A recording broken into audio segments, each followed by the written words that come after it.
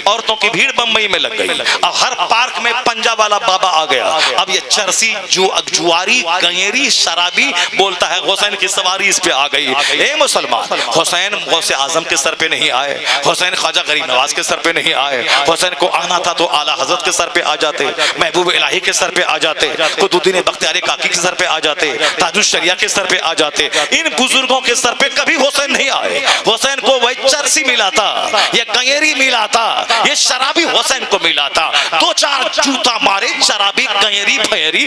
حسین تو جنتی نوجوان کے سردار ہیں. اس جوکر، اس لوفر، اس شرابی چرسی کے اوپر میں کہیں حسین آتے ہیں کیا؟ یہ دو ٹکا کھانے کا، اس کم کمانے کا ایک ذریعہ یا ڈھونگ بنا لیا ہے. حسین کا نام یہ چرسی دو ٹکا کمانے کے لیے لیتا ہے. اور کچھ لوگ حسین کا نام سمجھ لیجئے وہ صاحب دو ٹکا کمانے کے لیے لیتا ہے. حسین مظلوم کی کہانی نہیں ہے. حسین کا نام بہادر کی کہانی ہے. حسین شہید اعظم کا نام ہے. حسین یودھا کا نام ہے. حسین بڑے فائٹر کا نام ہے. حسین نہ رویا ہے، حسین نہ گھبرایا ہے، نہ بال بچوں کی لاشوں کو دیکھ کے گڑ گڑایا ہے، نہ حسین کی بیٹیاں سر سے دوپٹہ کھسکائی ہے، نہ چہرہ نوچی ہے، نہ گریبان پھاڑی ہے. عورتیں بھی لاجواب ہیں کہ اس لاشوں کے انبار پر ان کے سر سے دوپٹہ نہ کھسکا، ان کو شریعت سے ایک قدم آگے نہ بڑھی. پردہ ہے، صبر ہے، سکون ہے. اور مرد بھی وہاں لاجواب. حسین اپنی علی اصغر کی لاش پہ نہ رویا، علی اصغر کی لاش پہ نہ رویا. حسین اعظم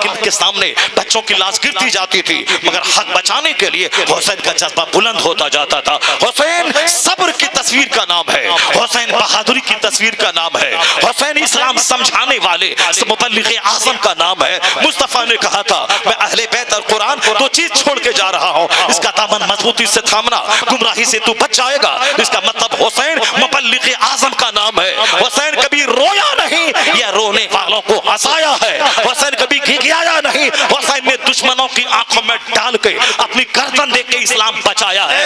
روئے گا بزدل، حسین تو بہادروں کا سردار ہے. تو حسین کی کہانی ہائے صغرا کی کہانی نہیں ہے. حسین کی کہانی استقامت کی کہانی ہے، شہادت کی کہانی ہے، صبر کی کہانی ہے، بہادری کی کہانی ہے. حسین کا نام لیتا جا، بہادری کے نور سے سینہ روشن ہوتا. سبحان اللہ، سبحان اللہ، اللہ یا رسول اللہ، سبحان اللہ. اللہ زندہ باد. وہ تو کہیے اللہ تبارک و تعالیٰ کا بے پناہ احسان ہے رب اعلیٰ کا کہ اعلیٰ حضرت کو اللہ نے بریلی میں پیدا کر دیا. اعلیٰ حضرت نے 1000 کے قریب کتابیں لکھی، چرسیوں کے خلاف بھی لکھا، وہابی نجدی مصطفیٰ کے گستاخوں کے خلاف بھی لکھا. پھر کیا تھا؟ وہ رضا کے نیزے کی مار ہے کہ عدو کے سینے میں غار ہے، کسے چارہ جوئی کا وار ہے کہ یہ وار وار سے پار ہے. بمبئی میں وہ چرسیوں کا کھیل کم ہو گیا. اب وہاں 12 دن کا واز ہو رہا ہے، شہادت کی محفلیں ہو رہی ہیں، صحابہ کی عظمت بیان کی جا رہی ہے. میں نے بھی خود آج سے 25 سال پہلے 12 دن کی 12 سال تک لگاتار 12 تقریریں ایک ہی اسٹیج پر ایک ہی سامعین کے سامنے میں نے کی ہے بمبئی میں. اب وہاں یہ چرسیوں کا کھیل ڈاؤن، پورا کمزور نہیں، پورا ختم نہیں ہوا ہے. ختم کیسے ہوگا؟ دنیا جب تک رہے گی کفر رہے گا، شرک رہے گا، بدتمیزی رہے گی، زناکاری رہے گی، چونکہ وہاں جہنم کی آگ جو تیار کی گئی ہے اسی کے لیے نا. اسی لیے یہ مگر پہلے کی طرح زور نہیں ہے، زور ٹوٹا ہے. اب 1000 مولانا بمبئی میں خطاب کرتے ہیں. ہر محلے میں 2-4 محفلیں منعقد ہو رہی ہیں. جیسے الہ آباد ہے، اس میں 50 محلے ہیں، ہر محلے میں الگ الگ صاحب چوک چوراہا ہے، تو ہر چوراہے پہ مجلس واز ہو رہی ہے. 1000 مولانا انڈیا بھر کے سارے سب بمبئی میں جمع ہوتے ہیں. مجلسیں روزانہ ہوتی ہیں، 2-2.5 گھنٹے کی تقریر 12 دن تک ہوتی ہے. وہ چرسیوں کا دور ختم ہو گیا. اب وہ پنجا کے نام پہ 5 ٹکا کمانے والے بھنگیوں کا دور ختم ہو گیا. اب وہاں واز ہو رہا ہے، سبیل لگائی جا رہی ہے، لنگر غوث لنگر حسین چل رہا ہے، مسجدوں میں قرآن خوانی ہو رہی ہے، حسین اعظم کا ذکر شہادت ہو رہا ہے، حسین اعظم کی بہادری اور صبر کی کہانی بیان کی جا رہی ہے، اسے نور اور حوصلہ لیا جا رہا ہے. یہ کہیے کہ اعلیٰ حضرت نے وہ کمر توڑ دی ان بدعتیوں کی، ان چرسیوں کی کہ آج چرسی دبے، مجلس واز ہو رہی ہے، علماء کا وقار ہو رہا ہے. آج تقریر زندہ ہے، واز زندہ ہے، سیرت کی محفل زندہ ہے. اس کو برا کہنے والا وہ چرسی وہ بھنگی وہ سب کے سب دم چلے گئے ادھر. مگر آج لاکھوں کی تعداد میں محفل واز انڈیا میں ہو رہی ہے. یہ روکنے والا خبیث مرد مردود، یہ شرابی پاپی بے نمازی کہتا رہا جلسہ کرانے سے کیا فائدہ ہے، مگر الحمدللہ یہ حدیث قرآن کی بیان کرنے کی محفل بڑھتی چلی گئی. آج ہندوستان میں ہزاروں محفلیں روزانہ ہو رہی ہیں. اس صدی میں احسان احمد رضا خان فاضلی بریلوی کا ہے کہ بدعتیں کمزور ہوئی ہیں، سنتوں کا راج ہے. بے شک. نعرہ تکبیر، نعرہ رسالت، ذکر آقا امام حسین، مسلک اعلیٰ حضرت فیضان سرکار منور علی شاہ. اے میرے بھائی، اب ذرا میں آپ کو بتاتا ہوں. بس امام حسین کے پہلے میں اس کہانی کو میں ختم کر دوں، اس مجاہد کی کہانی، اس کے بعد امام حسین کے پاس آتے ہیں. بس زیادہ نہیں، امام حسین کے پاس بس 2-3 باتیں امام حسین کی زندگی سے میں لوں گا، ورنہ ان کی زندگی تو ساری زندگی پڑھ کر یہ نور ملتا رہے گا. وہ صبر کی کہانی ہے، جنتی نوجوان کے سردار کی کہانی ہے، استقامت فی الدین کی کہانی ہے. حسین اعظم کا وہ اخلاق جو میں نے چھوڑ دیا، وہ دیہاتی آیا، کہا حسین کہاں کا امیر المومنین کہاں ہے، کہا وہ باہر گئے ہیں. اب کہا کہ تم میرے مہمان ہو، تم یہیں رکو. مہمان جب آئیں اپنی استطاعت کے مطابق خوب مہمان نوازی کیجیے، اور اپنا جب گھر میں رہیے تو سمپل رہیے، سمپل کھائیے، سمپل کپڑا پہنیے. اور جب کسی مجلس میں جانا ہو تو تھوڑا سا مہنگا کپڑا، لیکن اپنے گھر میں رہنا ہو سمپل کپڑا. کہیں مہمان آ جائے تو اچھا کھانا کھلائیے، مگر اپنا جب کھانا ہو تو سب ڈیسیژن لے لیجئے. اپنے کھانے میں دسترخوان پہ صرف ایک ترکاری رہے گی، یعنی روٹی ہے تو بس صرف دال، دال نہیں ہے تو صرف ویجیٹیبل، فش ہے تو صرف فش. ایسا نہیں کہ یہ صاحب مچھلی ہے تو گوشت ہے تو فرائی ہے تو انڈا ہے تو سبزی ہے تو دال ہے. یہ سب پیسوں کی بربادی مت کیجیے، ورنہ پھر یہ پیٹ بالکل بھاگتا ہوا چلا جائے گا. چونکہ ہم سنیوں کے حصے میں آج کل ملا ہے تیجا، آج کل ملا ہے 40واں، آج کل ملا ہے صاحب برسی، آج کل ملا ہے لنگر غوث، لنگر خواجہ، لنگر اعلیٰ حضرت، اور صاحب ڈھیری لنگر ملا ہم لوگوں کو، بہت سارا لنگر ملا. صرف کھانے ہی کھانا، کھاتے رہنا ہے اور بالکل تون اونچا کرنا ہے، نماز نہیں پڑھنا. ایک آدمی بولا تھا لنگر چلاؤ، یہ جلسہ کرانے سے کیا فائدہ ہوگا.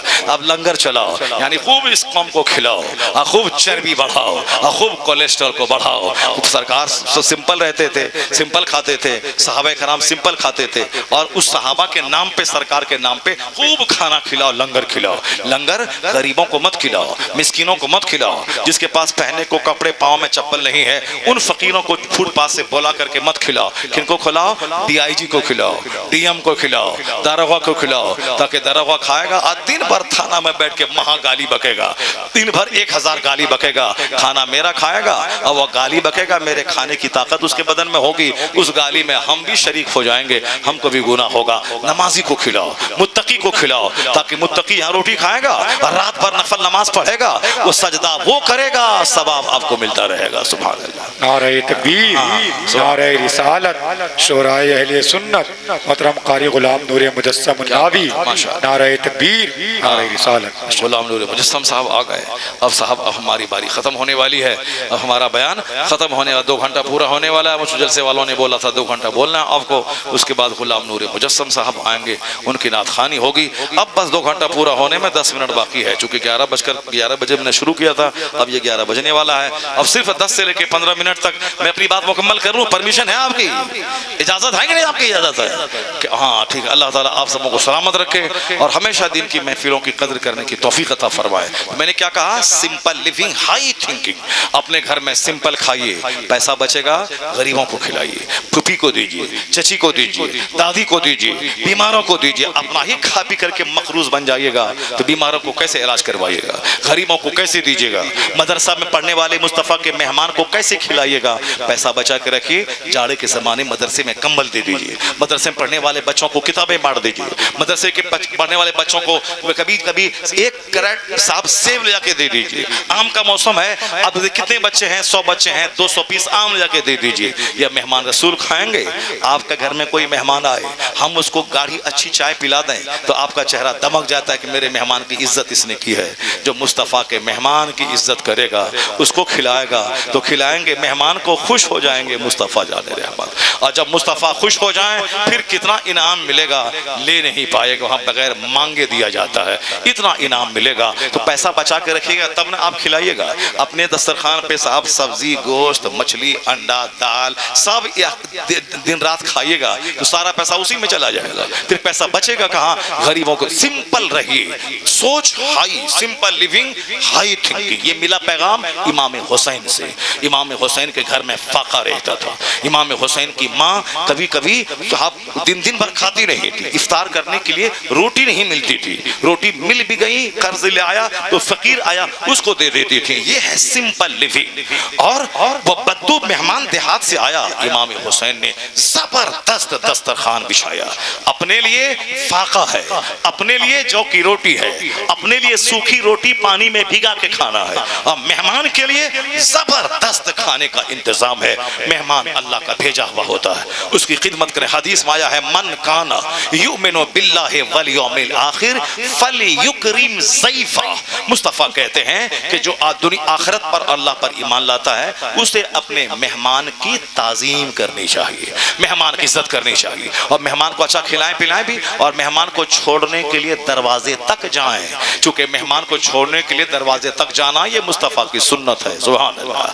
اکڑ کے بیٹھے مت رہیے، مہمان چاہے غریب ہو یا امیر، اس کو چھوڑنے کے لیے دروازے تک جائیے، یہ سرکار کی سنت ہے. اور ایک دن زبردست کھانا کھلائیے، اور دوسرے دن اگر وہ رہ جائیں تو پھر زبردست نہیں، اس سے تھوڑا سا کمزور ہو، اور تیسرے دن اگر رہ جائیں اس کے بعد بھی آپ کھلا رہے ہیں تو آپ کی طرف سے وہ صدقہ ہے، آپ کی طرف سے وہ خیرات ہے. پہلا دن اب آپ مہمان کی عزت خوب کیجیے. امام حسین نے دسترخوان بچھایا. اب جب بدو دیہاتی دیکھا دسترخوان دنگ رہ گیا، اتنا اعلیٰ شاندار دسترخوان. کہا کہ حضور اجازت آپ دے دیں تو ایک مسکین وہاں دروازے پر بیٹھا ہے، اس کو میں بلا لوں. اچھا نہیں لگتا ہے کہ میں شاندار کھانا کھاؤں اور وہ بیچارہ تھیلی سے سوکھی روٹی نکال کے پانی میں بھگا بھگا کے کھاتا ہے، مجھ سے دیکھا نہیں جا رہا ہے. حضور اجازت دے دیں، دسترخوان آپ کا ہے، میں آپ کا مہمان ہوں، اگر آپ کہیں تو میں اس کو بھی شامل کر لوں تاکہ وہ بھی میرے بہانے اچھا کھانا کھا لے. کہا مہمان کھانا کھاؤ تم، اور جس کو تم مسکین کہہ رہا ہے وہ مسکین نہیں ہے، وہ میرے والد گرامی علی مشکل کشا امیر المومنین ہے. اللہ الصمد،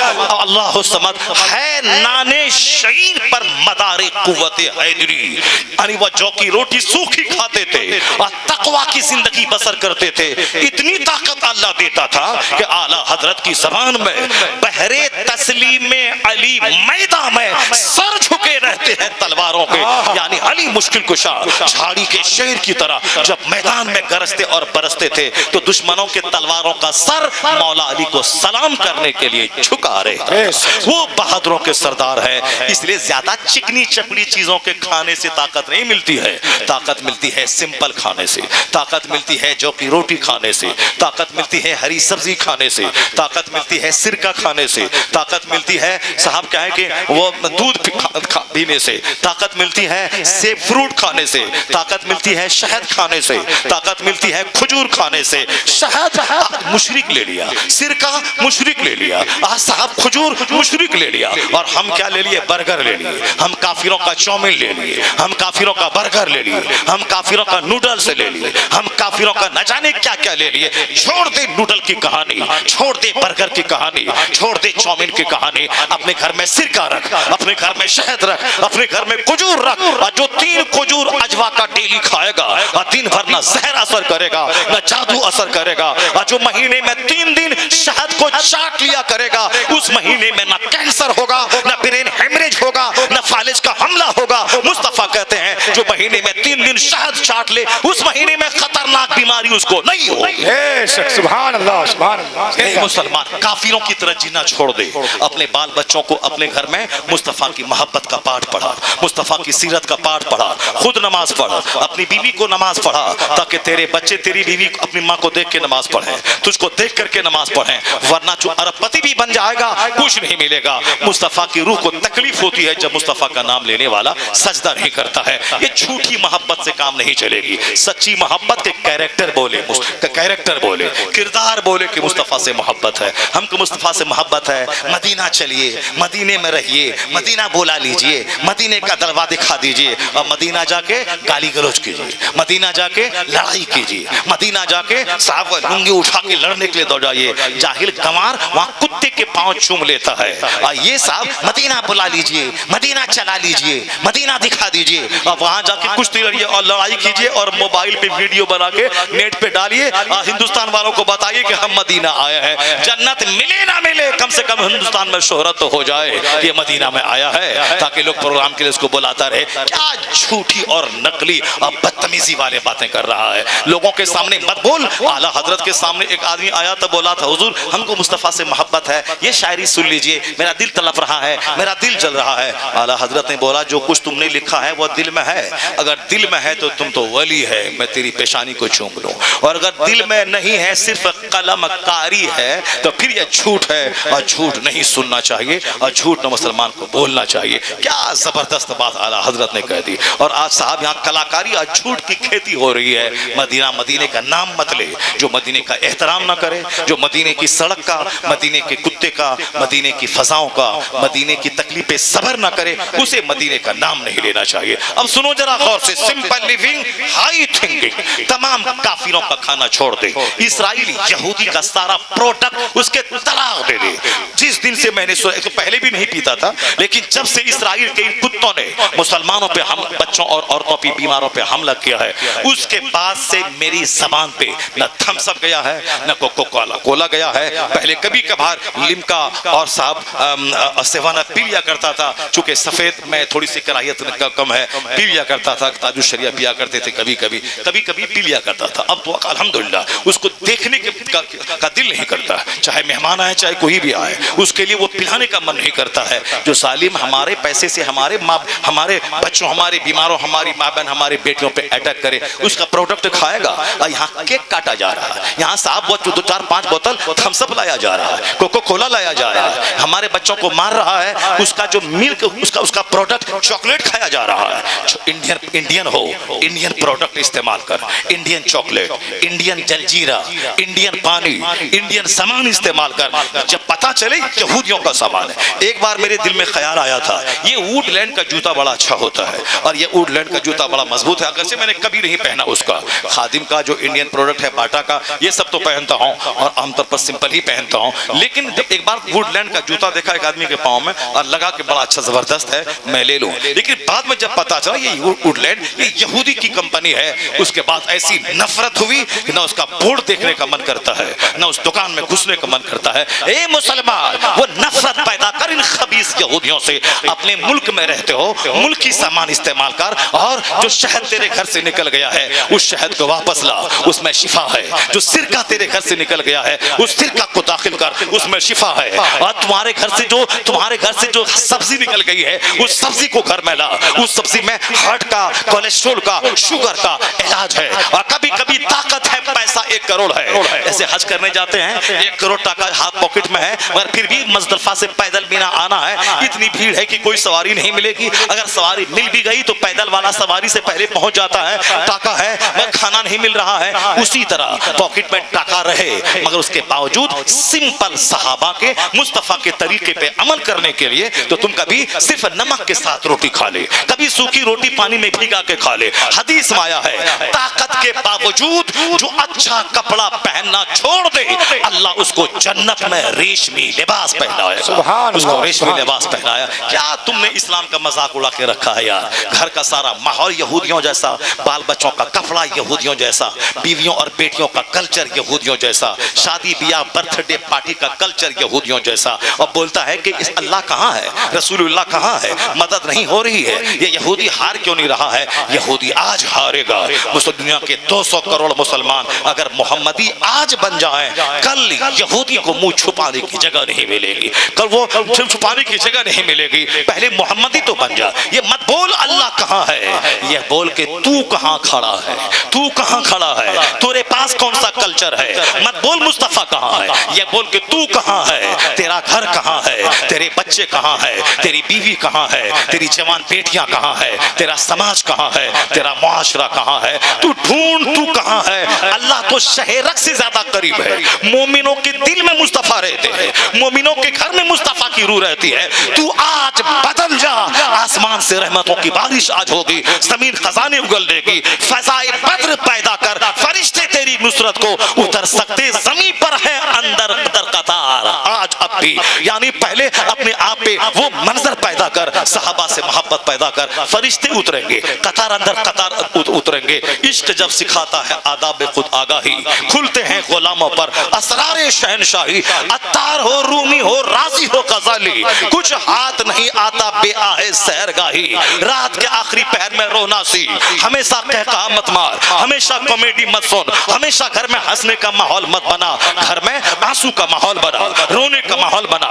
जन्नत के शौक में रोने वाला घर बना, जहन्नम की डर से रोने वाला घर बना।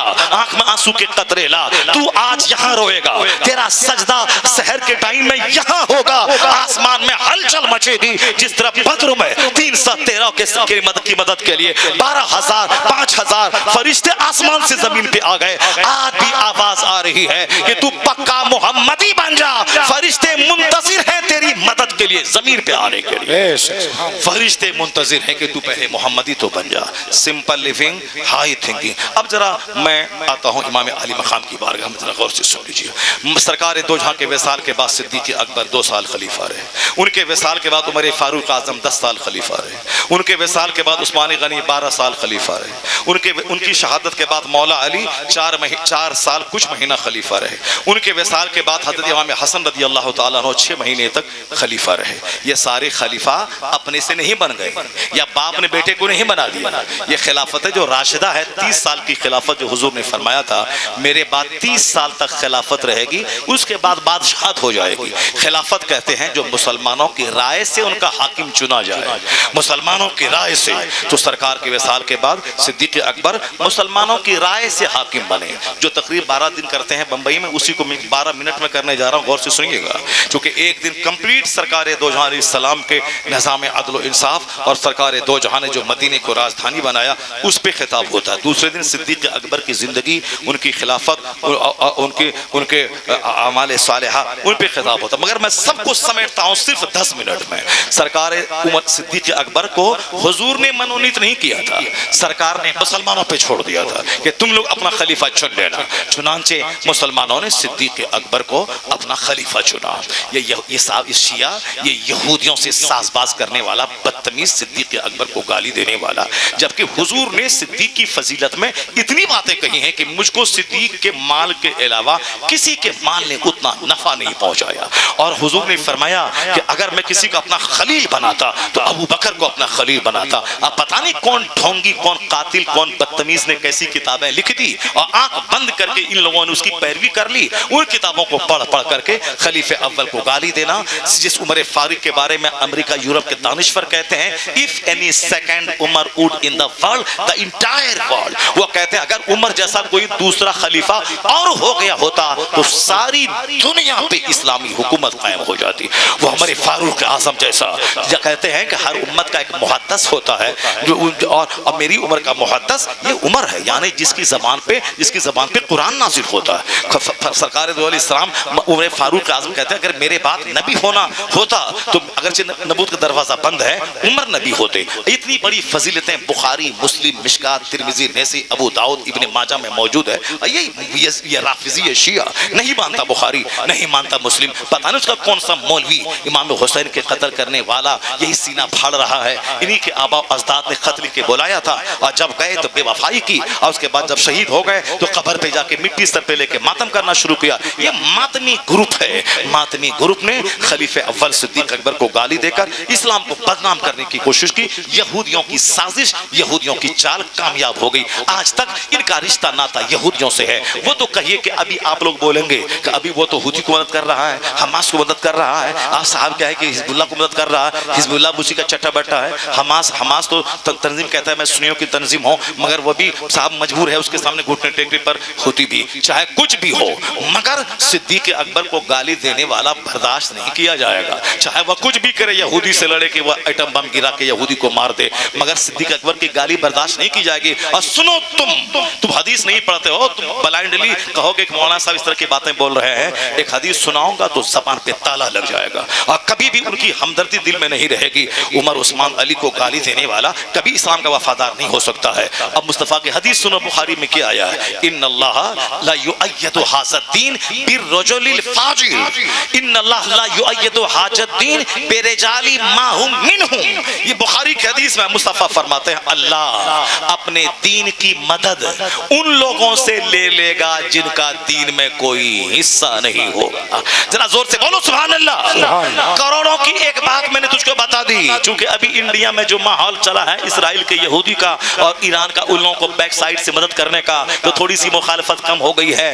صدیق عمر عثمان کو گالی دینے والا ایران میں چپل کی فیکٹری میں، وہاں نیچے کی جو تلی ہوتی ہے اس میں ابو بکر عثمان علی کا نام لکھ کے اسی چپل کو رونتا ہوا چلتا ہے۔ معاذ اللہ، ہزار بار معاذ اللہ۔ ابھی میں گیا تھا محرم میں 3 دن خطاب کے لیے گجرات، ایک مولانا وہاں قاضی شہر ہیں جام نگر کے، مولانا سلمان برکاتی، اس نے کہا کہ حضرت میں ایران گیا تھا تو ایران میں بڑی صفائی ستھرائی، وہاں تو تیل پیٹرول ڈیزل نکل رہا ہے تو کچھ بھی ہو سکتا ہے، وہاں ہر طرف صفائی ستھرائی، مزارات بڑے بڑے، بالکل زبردست یونیک ملک ہے وہ ہے۔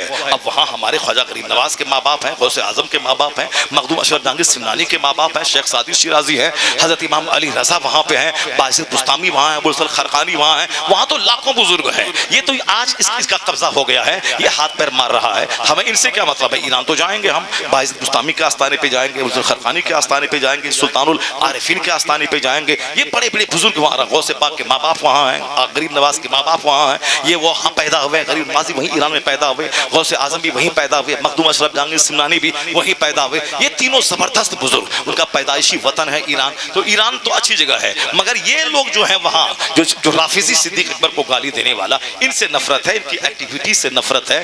اب تم سن لینا، اگر ان سے اسلام کا کچھ فائدہ ہو رہا ہے، اگر ان کی وجہ سے مسلمانوں کو کچھ طاقت مل رہی ہے اور کافروں سے لڑنے کے لیے ہتھیار مل رہا ہے، اس حدیث پاک کو 10 بار پڑھو۔ مصطفیٰ نے کہا ہے کہ اللہ تعالیٰ اس دین کی مدد ان لوگوں سے لے لے گا جن کا دین اسلام میں کوئی حصہ نہیں رہے گا، اور ایک حدیث میں آیا ہے اللہ تعالیٰ اس دین کی تائید مدد ان لوگوں سے لے گا جو فاسق اور فاجر ہوگا، یعنی فاجروں کے ذریعہ، فاسقوں کے ذریعہ مذہب اسلام کی مدد اللہ لے گا۔ جیسے امریکہ کا کافر سائنٹسٹ، اس نے کوئی نئی چیز تحقیق کی اور وہ تحقیق اسلام کی تحقیق اسلامی فکر سے مل رہی ہے۔ قرآن نے جو کچھ کہا، جو 1400 سال پہلے جو قرآن زمین پہ نازل ہوا، اس میں جو بات ہے وہ بات لوگ سمجھ نہیں پائے، مگر امریکہ کا ویگیانک دماغ جلا کے ایک تحقیق نہیں کی، اب یہ تحقیق اس قرآن پاک کی جو فکر ہے اس کو سچ ثابت کر رہی ہے۔ اب اس سے قرآن پاک سمجھنا آسان ہو رہا ہے، لوگوں تک قرآن پاک کا مہتو کافروں مشرکوں کے دل میں بیٹھ رہا ہے۔ تو اب کیا کہو گے؟ اللہ اس دین کی مدد فاسقوں فاجروں سے لے لے گا، اللہ اس دین کی مدد فاسقوں فاجروں سے لے لے گا۔ اس لیے کبھی بھی غلط سینس سے مت نکالیے گا تقریر کا، الٹا سینس مت نکالیے گا، اور مولانا اگر کچھ بولتا ہے کچھ کہتا ہے تو اپنے من اپنے چھوٹی معلومات کے حساب سے اس کو غلط مت کہیے گا۔ اگر کچھ سمجھ میں کھوپڑی میں نہیں آئے تو پھر آپ کے پاس موبائل نمبر ہے، آپ کے پاس مولانا ہے، آپ ان کو کہہ بھی سکتے ہیں، جیسے میں نے آپ سے کہا کہ ایسا ہے تو آپ آ کے بول سکتے ہیں کہ صاحب وہ تو ایسا کام کر رہا ہے، وہ تو اس کو مدد کر رہا ہے، اس کو میزائل دے رہا ہے، تو پھر میں نے حدیث کہہ دیا، اب تو آپ پھر دوبارہ آپ کو آنے کی ضرورت نہیں، چونکہ ساری باتیں آپ سمجھ گئے ہوں گے۔ اسی طرح بہت ساری باتیں اگر سمجھ میں نہیں آئے تو علماء کرام چونکہ تحقیق کرتے ہیں، کتابوں کا کیڑا ہوتے ہیں، یا رات دن اسی کے کام میں لگے رہتے ہیں، اس لیے جہاں آپ کی گتھی 50 دن میں مطالعے میں نہیں سنبھل پائے گی، یہ 5 منٹ میں آپ کی گتھی کو سلجھا کے رکھ دے گا۔ ذرا غور سے سنیے، صدیق اکبر کی خلافت مسلمانوں نے چنا ان کو خلیفہ،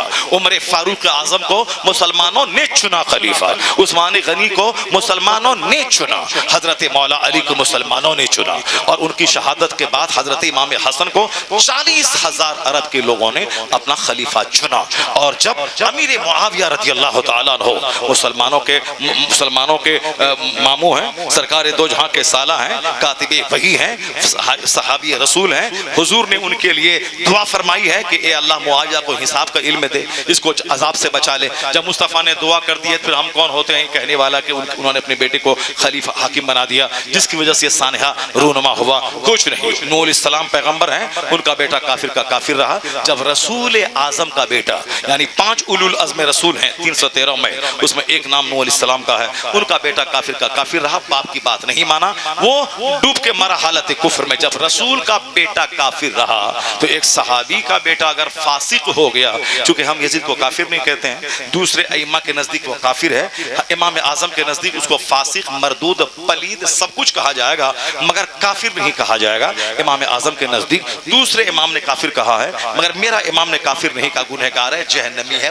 پاپی ہے, مگر کفر نہیں کہا جائے گا اس کو. انہوں نے دشمنی میں گدی حاصل کرنے کے لیے دشمن سمجھ کر انہوں نے کاٹ دیا امام علی مقام کو. بہت بڑا جرم عظیم ہے, جہنم جائے گا, پلید ہے, خبیث ہے, مردود ہے, فاسق ہے, مردود الشہادہ ہے, وہ سب ہے مگر کافر نہیں کہا جائے گا, کافر نہیں کہا جائے گا. اب یہ فاسق ہو گیا صحابی کا بیٹا, تو اب اس میں چونکنے کی کیا بات ہے؟ جب رسول کا بیٹا کافر کا کافر رہا تو صحابی کا بیٹا قاتل اہل بیت ہو گیا, تو اب ان کی وجہ سے ایک صحابی کو گالی دینا, مصطفیٰ کی جو دعا ہے جس کے دعا کی ہے اس کو طاق پہ رکھ کر کے اپنی رائے وہاں گھسیڑنا, قرآن حدیث چھوڑ کر کے ہسٹری کی کوئی کتاب پڑھنا.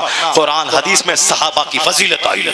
مصطفیٰ نے کہا لا تسبوا اصحابی, میرے صحابہ کو گالی مت دے, اکرموا اصحابی, میرے اصحاب کی عزت کر. امیر معاویہ رضی اللہ تعالیٰ عنہ صحابی ہے, 20 سال گورنر اور 20 سال حاکم رہے, اور ان کو ان کا آئینہ دکھلایا جائے کہ اگر تمہارے نزدیک امیر معاویہ مجرم ہیں تو ان سے بڑا مجرم امام حسن ہے. جس امام حسن کی عزت اور محبت تو کرتا ہے اور اہل بیت کی محبت کا ڈھونگ رچاتا ہے, تمہیں معلوم ہے امیر معاویہ رضی اللہ تعالیٰ عنہ کو خلیفہ بنانے والا کون ہے؟ ان کو بادشاہ بنانے والا حضرت امام حسن ہے.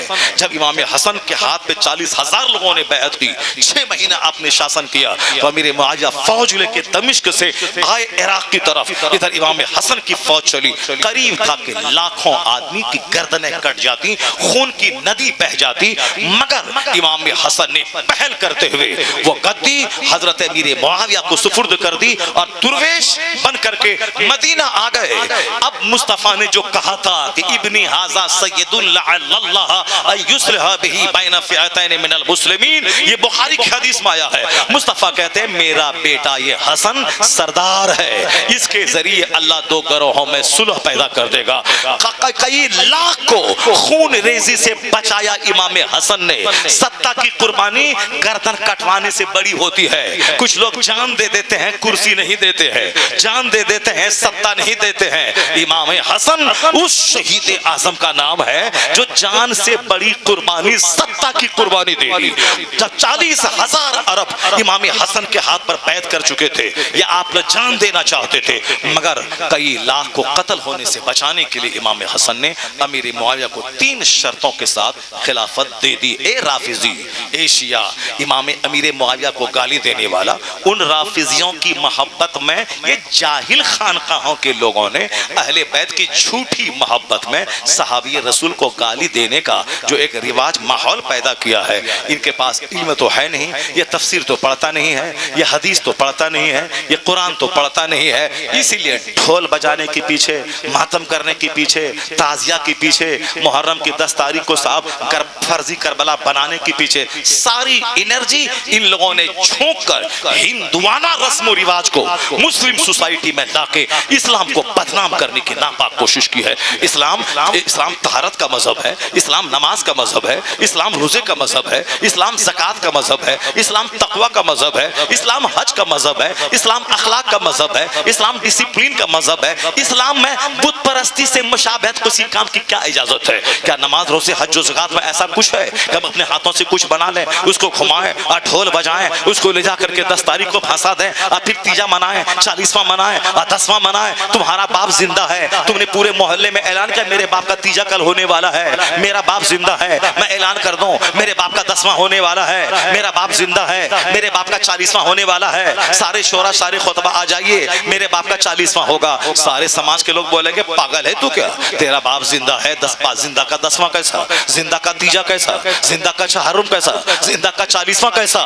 جب قرآن یہ کہہ رہا ہے وَلَا تَقُولُوا لِمَن يُقْتَلُ فِي سَبِيلِ اللَّهِ أَمْوَاتٌ, جو اللہ کی راہ میں مارے گئے وہ زندہ ہے، وہ مردہ مت کہو، مردہ مت کہو، ڈونٹ ٹیل ڈیڈ، اسے مردہ مت کہو، اور تھنک سوچو بھی مت کہ مردہ ہے، گردن کٹ گئی، ہاتھ کٹ گئے، سوچنا بھی مت، وَلَا تَحْسَبَنَّ الَّذِينَ قُتِلُوا فِي سَبِيلِ اللَّهِ أَمْوَاتٌ، یعنی جو اللہ کی راہ میں مارے گئے اس کو مردہ سوچنا بھی مت، امیجن بھی مت کرنا، زبان سے ہوتا ہے کہنا، دماغ میں ہوتا ہے سوچنا، دونوں پہ پہرا اللہ نے بٹھایا، نہ زبان سے کہنا نہ دماغ میں سوچنا، وہ زندہ ہے، اللہ کے نزدیک روزی دی جاتی ہے، جب وہ زندہ ہے تو زندوں کا 10واں کیسا، زندہ کا تیجا کیسا، زندہ کا 40واں کیسا، اور ہر محرم کی 10 تاریخ کو ان کو لے جا کے مٹی میں دفن کرنا کیسا، ان کی قبر کو گھمانا کیسا، عورتوں کا وہاں فرضی قبر پہ منتیں مانگنا کیسا، اور وہاں صاحب وہاں اپنے گھر سے نکال کر وہاں فاتحہ پڑھنا کیسا، ناریل پھوڑنا کیسا، یہ کافر تالی بجاتا ہے، یہ تیرا کام میرے کام سے میل کھا رہا ہے، میں بھی اپنے ہاتھ سے کچھ بناتا ہوں، اس کو گھماتا ہوں، چندہ کرتا ہوں، شراب پیتا ہوں، ریکارڈنگ بجاتا ہوں، پھر کاندھے پہ اٹھاتا ہوں، لے جا کے لاٹھی ٹھوس کے پانی میں گرا دیتا ہوں، یہی کام تمہاری نماز اس سے میل نہیں کھاتی، روزہ میل نہیں کھاتا، حج میل نہیں کھاتا، زکات میل نہیں کھاتا، تو یہ جو جاہلوں والا کام ہے یہ ان کی بت پرستی سے میل کھاتا ہے، اسی لیے ان کو نماز سے زیادہ تعزیہ پیاری ہے، ان کو نماز سے زیادہ یہ 10 تاریخ کو فرضی کربلا میں پھنسانا پیارا ہے، یہ نماز سے زیادہ یہ جہالت والا کام پیارا ہے، یہ نماز سے زیادہ ان کو وہاں پانی ڈالنا، منتیں مانگنا، یہ جہالت والا کام پسند ہے۔ مسلک اعلیٰ حضرت میں اس کے لیے کوئی جگہ نہیں ہے، مسلک اعلیٰ حضرت میں ہے تلاوت ہے، عبادت ہے، شہادت کا ذکر ہے، صبر کی کہانی ہے، صداقت کی کہانی ہے، حسین کی کہانی، یہ ناٹنگی نہیں بنایا جائے گا، نہ رویا جائے گا، نہ رولایا جائے گا، امام حسین کی کہانی جذبہ بھرنے کی کہانی، صبر کی کہانی، صداقت کی کہانی، حقانیت کی کہانی، حسین کی قبر سے آج بھی آواز آ رہی ہے کہ باطل سے دب کے جینا ہے توہین زندگی، یا اعلان کر رہی ہے آج بھی تربت حسین کی، باطل کے سامنے سینہ سپر رہو، یا تم سے کہہ رہی ہے محبت حسین۔ بے شک، نعرہ تکبیر، نعرہ رسالت، ذکر آقا امام حسین، علماء اہل سنت۔ کیا لوگوں نے ڈرامہ بنا کے رکھا ہے، فرض کربلا کی جتنی کہانی تیرے سامنے بیان ہو رہی ہے، میرے سامنے بیان 40 سال سے ہو رہی ہے، اس میں 90% کہانی جھوٹی ہے۔ ہائے صغرا کی کہانی میں نے سنا تھا آج سے 25 سال پہلے، ایک مولانا صاحب ہائے صغرا بخار حغرا بخار، خود روتا تھا، ساری پبلک ہنستی تھی۔ یہ ڈرامہ تم نے کون سی کہانی تم نے بنا دی کربلا کی؟ اہل بیت اطہار پہ آپ کے پر تہمت ہے کہ وہ رونے لگی، سکینہ آ گئیں، گھوڑے کے پاؤں سے لپٹ گئیں، بابا بولا میں جا رہا ہوں، یہ سب فرضی بناوٹی کہانی اہل بیت اطہار پہ الزام ہے۔ وہاں کا تو بچہ جوان مرد تھا، وہاں کی تو عورتیں شیر دل تھیں، اور حسین اعظم کا کہنا ہی کیا، وہ تو بہادروں کے یودھا ہیں، لاشیں گرتی جا رہی تھیں، حسین کا حوصلہ جوان ہوتا چلا جا رہا تھا، کبھی پستی نہیں دکھائی امام حسین نے۔ یہ کہانی صبر کی کہانی ہے، اللہ کہتا ہے استعینوا بالصبر والصلاۃ، صبر اور نماز سے مدد مانگ۔ کربلا میں صبر بھی ہے، اور کربلا میں 72 زخم کھا کے سجدہ بھی ہے۔ اللہ نے کہا وَلَنَبْلُوَنَّكُمْ بِشَيْءٍ مِّنَ الْخَوْفِ وَالْجُوعِ وَنَقْصٍ مِّنَ الْأَمْوَالِ وَالْأَنفُسِ وَالثَّمَرَاتِ، اے مومن ہم تمہیں آزمائیں گے، کبھی امن دے کے آزمائیں گے، اور کبھی خوف دے کے آزمائیں گے، کبھی بیٹا دے کے آزمائیں گے، کبھی بیٹا کو لے کے آزمائیں گے، کبھی خوف کا ماحول، کبھی بھوک کا ماحول، کبھی جان کی کمی، کبھی اولاد کی کمی، یہ سب سے آزمائیں گے۔ جو 5 چیزوں کا ذکر اس آیت کریمہ میں ہے، بھوک کا اولاد کی جان کا، اپنی جان کا، خوف کا، یہ 5 چیزیں کربلا میں جمع ہیں۔ امام حسین کے ہاں بھوک بھی ہے، وہاں پیاس بھی ہے، وہاں بچوں کی لاشیں بھی ہیں، چٹیل میدان میں دشمنوں کی 22,000 کا خوف بھی ہے، یہ سب کچھ جمع ہے۔ مگر حسین نے جو صبر کا ریکارڈ بنایا تو آگے اللہ کہتا ہے جو صبر کیا اور ایک قدم پیچھے نہ ہٹا، زبان سے اول پھول نہ بکا، اور واویلا گریہ زاری نہیں کیا، اللہ کی دی ہوئی مصیبت پہ صبر کیا، تو اللہ کہتا بشری الصابرین الذین اذا اصابتهم مصیبہ قالوا انا للہ وانا الیہ راجعون، ان صبر کرنے والوں کو بشارت دیجیے، مصیبت آئی وہ کہا کہ اس میں کیا، اللہ کی طرف سے مصیبت آئی ہے، اللہ ہی کی طرف ہم لوٹنے والے ہیں، اللہ ہی دور کرنے والا ہے، اللہ ہی بیٹا دینے والا ہے، اللہ ہی بیٹا لینے والا ہے، تو ہم کیوں روئیں، ہم کیوں گڑ گڑائیں، اللہ مجھے صبر دے۔ تو اللہ کہتا ہے جو صبر کرے گا اولئک علیہم صلوات من ربہم ورحمہ واولئک هم المہتدون، یہ وہی لوگ ہیں جس پر خدا کی رحمتیں نازل ہوتی ہیں، جو ہدایت یافتہ لوگ ہیں۔ یہ قتل ہونے کے بعد بھی یہ زندہ ہے، آج یزید ڈھونڈنے سے نہیں ملے گا، ابو شمر مردود ڈھونڈنے سے نہ ملے گا۔ نہ یزید کی کہانی، نہ شمر کی کہانی، نہ خلی بن یزید کی کہانی، نہ ابن زیاد کی کہانی، نہ عمر ابن سعد کی کہانی، یہ سارے کے سارے بری موت مارے گئے۔ کسی کو مار کے کتوں کے حوالے کیا گیا، کسی کو مار کے آگ کے حوالے کیا گیا۔ یہ 22,000 فوج کا کمانڈر یہ بری طرح سے گھر سے کھینچ کے لا کے مارا گیا۔ تو اے مسلمان، حسین آج زندہ ہے، شمر مر گیا، ابن زیاد مر گیا، یزید مر گیا، شمخولی مر گیا، سنان ابن انس مر گیا۔ یہ سارے بہادر میدان کربلا کے جو تھے یہ سب کے سب مر گئے، ذلیل ہو گئے، رسوا ہو گئے۔ مگر آج زندہ ہے کون؟ آج صبر زندہ ہے، علی اصغر زندہ ہے، علی اکبر زندہ ہے، حسین زندہ ہے، عباس علم بردار زندہ ہے، اہل بیت زندہ ہے، اہل بیت کے شہزادے زندہ ہے، اون محمد زندہ ہے۔ پتا چلا کہ ظلم مر گیا، صبر آج بھی زندہ ہے۔ اللہ زندہ یہ ہے حسین کی کہانی، یہ ہے حسین اعظم کی قبر سے آنے والا یہ پیغام۔ لوگوں نے کیا سے کیا بنا دیا۔ بس آخری بات سن لیں، مصطفیٰ جان رحمت کا پکا تربیت یافتہ حسین، جس کے منہ میں حضور نے لعاب دہن ڈالا، جن کی پیشانی کو چوما، جن کو اپنی گود میں سینے سے لگایا، جن کے لیے سجدہ دراز کیا، جن کو اپنی پشت پہ بٹھایا، جن کو کاندھے پہ لے کے مسجد نبی میں خطاب کیا، جس حسین کو زبان کو چوسا مصطفیٰ نے، یہ سب کیا تھا؟ یہ پیار دے دے کہ حسین کو اسٹرونگ کرنا تھا، حسین کو مضبوط کرنا تھا۔ مصطفیٰ کا لعاب جس کے بدن میں جائے، وہ کبھی یزید سے گھبرا سکتا تھا، وہ کبھی ان دنیا داروں کے سامنے وچلت ہو سکتا تھا۔ اب حسین اعظم جب میچور جوان ہو گئے تو اب وقت کیا آ گیا؟ امیر معاویہ کو خلافت دے دی، وہ دمشق چلے گئے، امام حسن مدینہ آ گئے، یہاں ظالموں نے زہر دے دی، شہادت کا جام آپ نے پیا۔ امیر معاویہ کا جب وصال ہوا تو یزید اس کا بیٹا زبردستی کرسی پہ بیٹھ گیا۔ اب تک جتنے خلفاء تھے سب خلفاء قرآن اور سنت کے پر پیشٹ تھے، ان کی خلافت مسلمانوں نے چنا۔ امیر معاویہ کو امام حسن نے خلیفہ بنایا، یہ ان کے بنانے سے بنے۔ باقی ساری خلافتیں خلافت راشدہ مسلمانوں کے مشورے سے قرآن حدیث کے مطابق وہ حکومت کرتے تھے۔ اب جب یزید اسی پوتر پاکیزہ گدی پہ بیٹھ کر قرآن سنت کو طاق پہ رکھ کر منمانے ڈھنگ سے شاسن کرنا شروع کر دیا، زبردستی گدی پہ بیٹھ گیا۔ باپ کی فوج تھی، اس فوج کو زبردستی اپنے ہمخیال بنا کر کے جب زبردستی بیٹھا، اب بولا حسین کے پاس جاؤ، ان کو وہ میری بیعت لے لیں، مجھ کو ہم سمرتھن دے دیں۔ حسین اعظم کے سامنے اب دو آپشن رہ گیا۔ ایک آپشن تھا یزید کے ہاتھ میں ہاتھ دے دینا، 2 لاکھ روپے مہینہ کی شرط پہ ان کو خلیفہ مان لینا، مدینے کا گورنر بن جانا، آرام سے 5 ٹائم مسجد نبی میں پڑھاتے، مدینے میں ماننے والوں سے ہاتھ پاؤں چمواتے، آرام سے کھاتے پیتے، اپنی بیوی اپنے بچوں کے ساتھ رہتے۔ 55 سال 5 مہینہ 5 دن میں جو موت کا ٹائم تھا آپ وہاں مر جاتے، ماں کے پہلو میں بقی شریف میں دفن ہو جاتے، قیامت قائم ہوتی۔ جنتی نوجوان کے سردار تو جنت کے مالک مصطفیٰ نے کہہ ہی دیا ہے، وہ تو سردار ہو ہی جاتے۔ تو پھر اب یہ سب کچھ مل گیا ہوتا، لیکن امت کا کیا ہوتا؟ مصطفیٰ کے پیار کا کیا ہوتا؟ حضرت فاطمہ زہرا کی دعا کا کیا ہوتا؟ حضرت مولا علی کی شفقت کا کیا ہوتا؟ مسلمانوں کا کیا ہوتا؟ نظام مسجد و مدرسہ کا کیا ہوتا؟ یہ نظام امن و امان کا کیا ہوتا؟ یہ مصطفیٰ کی امت کا کیا ہوتا؟ اپنا بھلا تو ہوتا، وہ امت خطرے میں پڑ جاتی، شریعت خطرے میں پڑ جاتی۔ حسین کے سامنے ایک آپشن تھا آرام سے مدینے میں رہنے کا، اور دوسرا آپشن تھا کیا کرنے کا؟ قتل کا راستہ چننے کا۔ چونکہ یزید کو نہیں ماننا ہے تو قتل کرے گا، یزید کو نہیں ماننا ہے تو بال بچوں کو ذبح کرے گا، اس کو نہیں مانیں گے تو وہ ہمارے بھوک ہمارے پیاس کا سبب بنے گا۔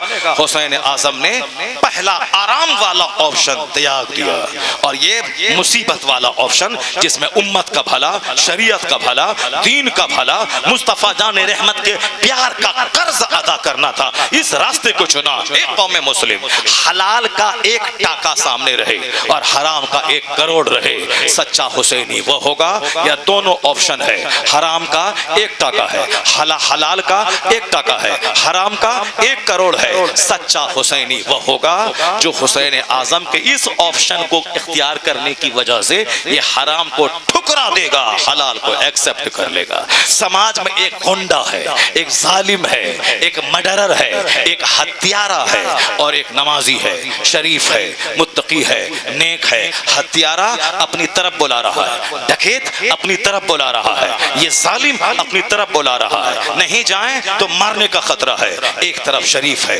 متقی ہے، پرہیزگار ہے، شریعت پر عمل کرنے والا ہے۔ یزیدی وہ ہوگا جو طاقت کے سامنے جھک جائے گا، یزیدی وہ ہوگا جو اس گھونڈے کے سامنے جھک کے ہاں میں ہاں ملائے گا، اس کی تعریف کرے گا، اس کے حرام کے دسترخوان پہ کھائے گا، اس کا گن کو ڈھوئے گا۔ حسینی وہ ہوگا جو کبھی نہ گھونڈے سے ڈرے گا، نہ ڈکیت سے ڈرے گا، نہ طاقت سے ڈرے گا، نہ ہزاروں سے ڈرے گا۔ وہ تقوی پرہیزگاری کا فالوور ایک کیوں نہ ہو، وہ سچائی کو مانے گا، صداقت کو مانے گا، چاہے جان خطرے میں پڑ جائے، باطل کے سامنے کبھی جھکے گا نہیں، شریعت کا دامن مضبوطی سے تھامے رہے۔ یہ ہے حسینی۔ حسین نے بھوک کا راستہ چنا چونکہ امت کا بھلا اس میں تھا، حسین نے قتل کا راستہ چنا چونکہ امت کا بھلا اس میں تھا۔ حسین اعظم بال بچوں کو لیے مدینہ سے نکلے، مکہ آئے، مکہ سے نکلے کربلا آئے۔ جن لوگوں نے ہزاروں خطوط لکھا تھا وہ سب تلوار لے کے سامنے کھڑا ہو گیا۔ کیوں تلوار لے کے کھڑا ہوا؟ تم لوگوں نے تو خط لکھا تھا، تم ہی نے بولایا ہے کہ یزید ہمارا ظالم ہے، فاسق اور فاجر ہے، ہمارا کوئی امام نہیں ہے، آپ آ جائیے۔ اگر حسین کو یزید سے لڑنا ہوتا وہ کربلا کیوں جاتا؟ 1 لاکھ کی فوج تیار کر کے وہ دمشق چلا جاتا، جہاں دمشق سلطنت پائے-تخت راجدھانی ہے، وہ ملک شام کی راجدھانی دمشق جاتا، 1 لاکھ کی فوج لے کے جاتا، وہاں یزید کو قتل کر دیتا، وہاں کی گدی پہ امام حسین بیٹھ جاتے۔ یہ دودھ پیتا علی اصغر لے کے کربلا کیوں آتا؟ یہ اپنی بیمار عورتوں کو لے کے کربلا کیوں آتا؟ یہ اپنے بیمار زین العابدین کو لے کے کربلا کیوں آتا؟ یہ تو ہزاروں خط مکہ کوفہ کے لوگوں نے لکھا۔ میرا کوئی حاکم نہیں ہے، یزید زبردستی حاکم بن گیا ہے، خلافت کو انہوں نے غصب کر لیا ہے، آپ میرے سردار ہیں، آپ آئیے، میرا دین ایمان بچائیے، اس فاسق و فاجر شرابی سے مجھ کو نجات دلائیے۔ یہ تو امام حسین کی خوراک ہے، دین کی خدمت کرنا، مصیبت زدوں کی آواز پہ لبیک کہنا۔ جب مسلمانوں نے آواز دی امام حسین کربلا آ گئے اور دیکھا خط لکھنے والا یزید کے ڈر سے سامنے تلوار لے کے کھڑا ہے۔ آپ کیا ارادہ ہے؟ قتل کرنے کا ارادہ ہے؟ اگر تم نے نہیں بولایا ہے مجھے واپس مدینہ جانے دے، اگر نہیں بولایا ہے مجھے دمشق جانے دے، یزید سے بات کر لوں گا، اگر وہاں نہیں جانے دیتا کسی سرحدی علاقے میں جانے دے، دین کی خدمت کر کے میں مر جاؤں گا۔ کہا نہیں جانے دوں گا، یا تو یزید کو سمرتھن کریں یا مرنے کے لیے تیار ہو جائیں۔ حسین نے کہا بزدلوں کی طرح مجھے جینے کی دعوت دیتا ہے، ایسا کبھی نہیں ہوگا۔ اگر تم میری بات نہیں مان رہا ہے میں ظالم فاسق فاجر کی تیرے تلوار کے ڈر سے میں اس کو سمرتھن نہیں دوں گا، میں اس کی بیعت نہیں کروں گا۔ اب یہاں ایک نظریاتی جنگ یہ ہو گئی، یزید حسین کا ہاتھ لینا چاہتا تھا یزیدی، اور حسین اپنا ہاتھ نہیں دینا چاہتے تھے۔ اب دیکھتے ہیں جیتا کون ہے ہارتا کون ہے۔ یزیدی کہا 22,000 کی تلوار چمکے گی حسین جھکے گا، ان کا بیٹا کٹے گا حسین جھکے گا، پانی بند ہوگا حسین جھکے گا، ان کے بچے بھوکے رہیں گے حسین جھکے گا۔ کیسے نہیں جھکے گا؟ یہ جو بولتا ہے کہ ہم ہاتھ نہیں دیں گے، سمرتھن نہیں دیں گے، بیعت نہیں کریں گے، کیسے نہیں جھکے گا؟ یزیدیوں نے 22,000 کی فوج حسین کو کاٹنے کے لیے نہیں لایا تھا، یہ حسین کا ہاتھ لینے کے لیے، تاکہ ڈر کے مارے حسین جھک جائے، ورنہ تو 500 آدمی حسین کو کاٹنے کے لیے کافی ہوتا۔ یہ 22,000 کی فوج کو تیار ہو گئی۔ یہ نظریاتی جنگ ہے کہ حسین ہاتھ کیسے نہیں دے گا، ہاتھ لے کے رہوں گا، اور حسین کا کہنا تھا ہاتھ نہیں دوں گا۔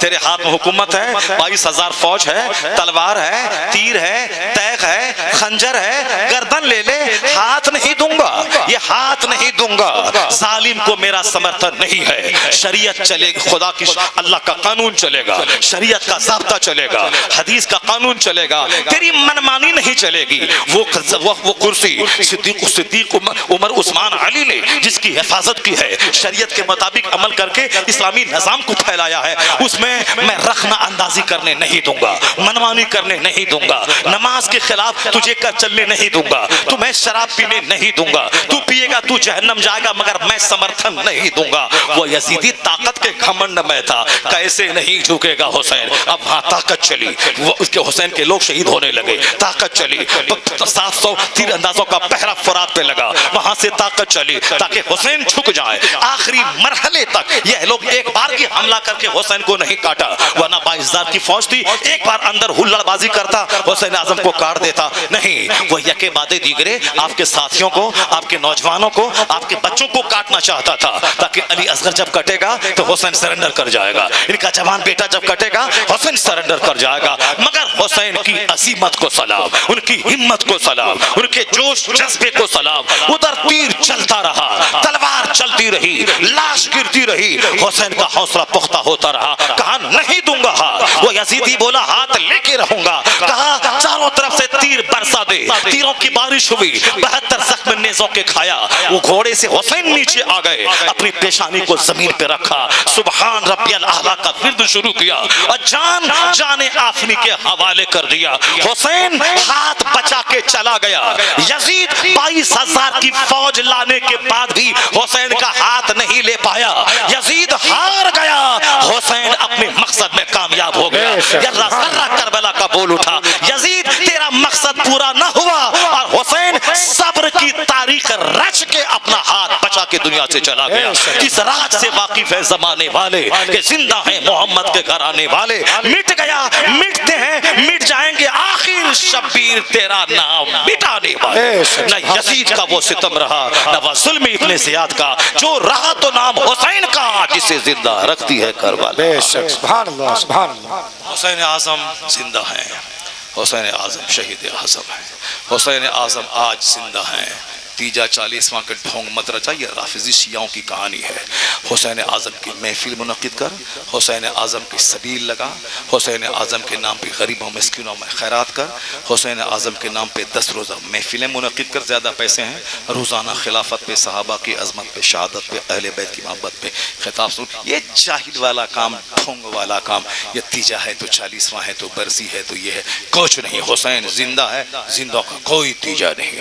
حسین سے حسین روشنی کا بھنڈار ہے، حسین نور کا بھنڈار ہے، حسین روشنی کا مینارہ ہے، وہاں سے نور حاصل کر، روشنی حاصل کر۔